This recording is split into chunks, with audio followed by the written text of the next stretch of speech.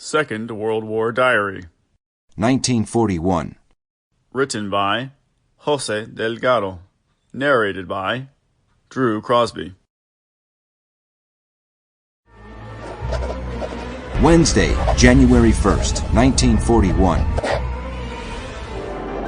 The opening day of the new year passes quietly in Britain, but there is increased activity on the part of the Allied armies in North Africa.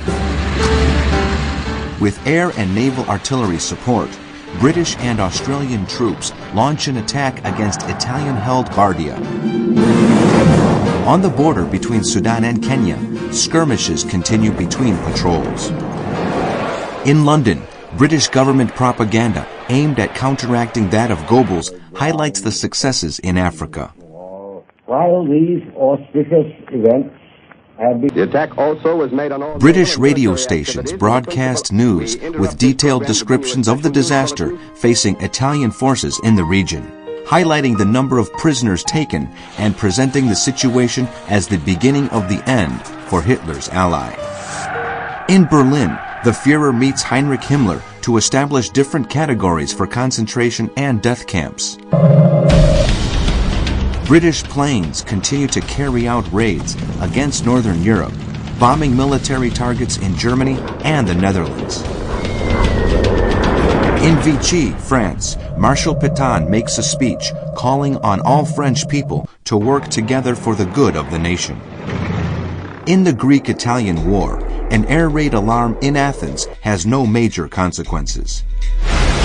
In the Sea War, a German auxiliary cruiser sinks 10 Allied merchant ships in the Pacific.